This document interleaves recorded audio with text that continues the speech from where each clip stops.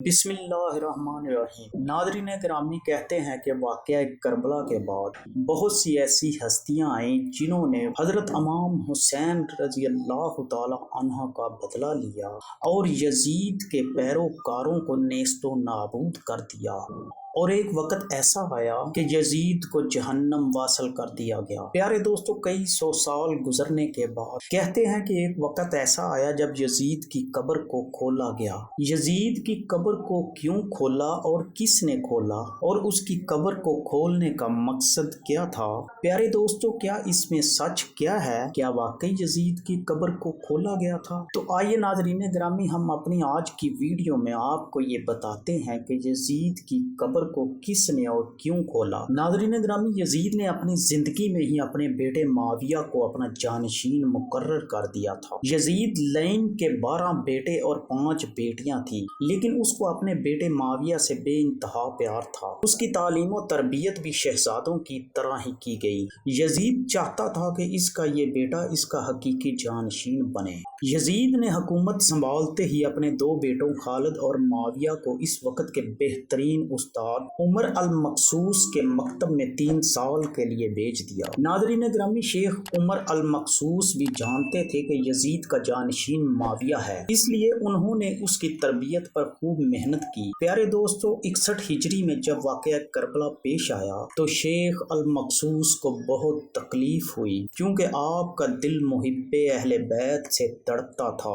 اسی لیے آپ نے یزید کے ان دونوں بیٹوں کو عظمت اہل بیت سے خوب روشناس کرایا۔ ایک طرف کربلا کا واقعہ پیش آیا اور جگہ جگہ یزید کے خلاف بغاوت اٹھنے لگی۔ دوسری طرف معاویہ، جو یزید کا جانشین تھا، اس کی تربیت ایک سچے عاشق رسول کر رہے تھے۔ ناظرین گرامی، واقعہ کربلا کے تیسرے سال 683 عیسوی میں یزید عبرتناک موت سے دوچار ہوا تو معاویہ ابن یزید 20 سال کی عمر میں تخت نشین ہوا۔ پیارے دوستو، جیسے ہی معاویہ ابن یزید تخت نشین ہوا تو استاد محترم کی محنت رنگ لانے لگی۔ اس نے آتے ساتھ ہی واقعہ کربلا کی تحقیقات شروع کر دی اور محض 40ویں دن لوگوں کو اپنی بیعت سے آزاد کر دیا۔ ناظرین گرامی، بعض روایات میں معاویہ بن یزید نے 3 ماہ تک حکومت کی۔ 20 سال کی عمر جوانی کا ایسا دور ہے کہ جب انسانی خواہشات کی منہ زوری عروج پر ہوتی ہے۔ یزید کا جانشین ہونا اور پوری اسلامی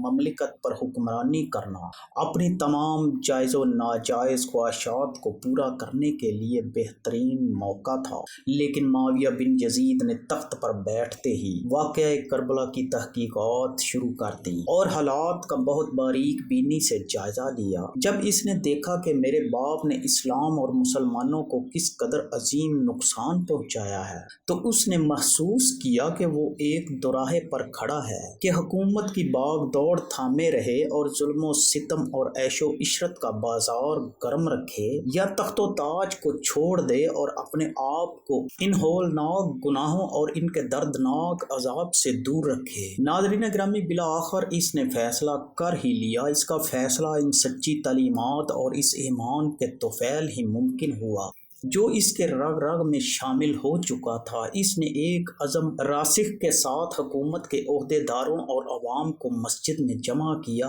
اور پھر خود منبر پر جا بیٹھا۔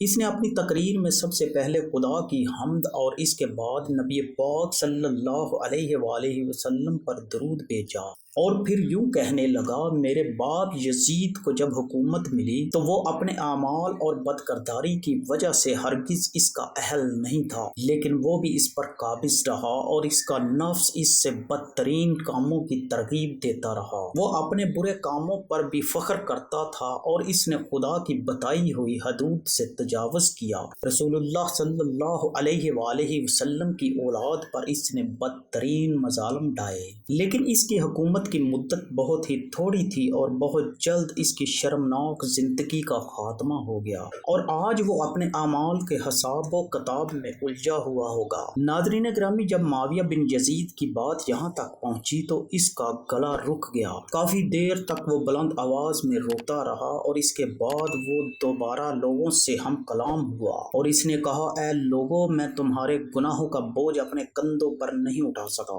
اور نہ تمہاری دوستی کا طور शौक अपने गले में डालूंगा। मेरी ख्वाहिश तो ये है कि हुकूमत शहजादा हुसैन इमाम हजरत ज़ैनुल आबिदीन के हवाले कर दी जाए, या अब तुम खुद जो बेहतर समझो वो करो, या वो हुकूमत करे जिसका तुम इंतखाब करो। मैं अपनी बैत से तुम लोगों पर से हाथ उठाता हूँ और इस खिलाफत को ठुकराता हूँ। माविया बिन यजीद के इन जुमलों ने महफल में एक तूफान बर्पा कर दिया।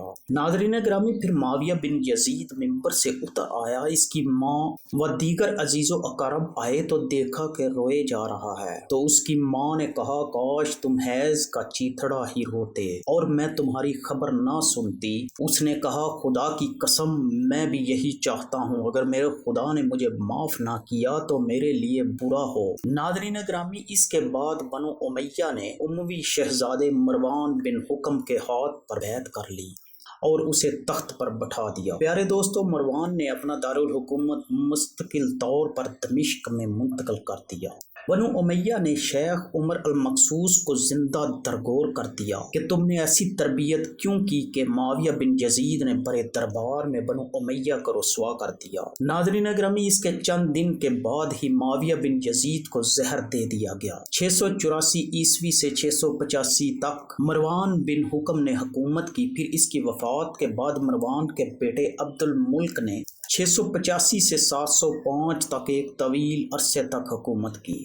नाज़रीन ग्रामी, फिर 705 ईस्वी से 715 तक अब्दुल मुल्क के बेटे वलीद ने हुकूमत की। इसी के दौर में सिंध, उंदलस और दीगर बहुत सी रियासतें फतह हुई। इसी के दौर में शहजादा हजरत इमाम ज़ैनुल आबिदीन को जहर दिया गया। नाज़रीन ग्रामी, 715 से 717 तक वलीद बिन अब्दुल मुल्क के भाई सुलेमान बिन अब्दुल मुल्क ने हुकूमत की और 717 में उमर बिन अब्दुल अजीज मौजज़ाना तौर पर तख्त नशीन हुए, लेकिन इनको भी जहर दे दिया गया।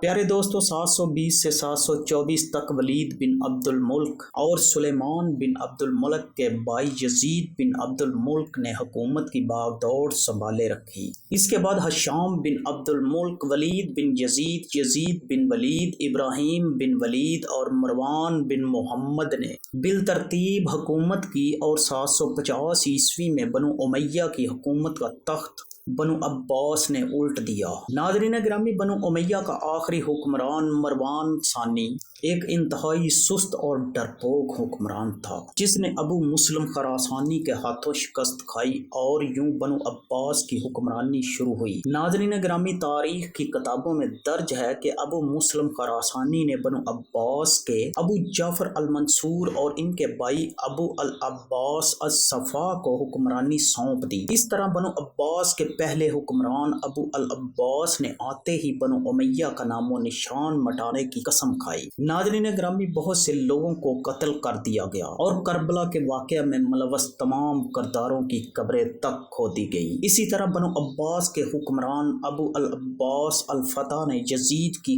कब्र को भी खदवा दिया और ये काम उसने अपनी निगरानी में करवाया। वो चाहता था कि यजीद को कब्र से निकाले और इसकी लाश को सूली पर लटकाए। नाज़रीन ग्रामी, चनाचा यजीद की वफात के 65 साल बाद इसकी कब्र को इस वक्त के हुक्मरान अबू जाफर और अबू अब्बास की निगरानी में खुदवाया गया।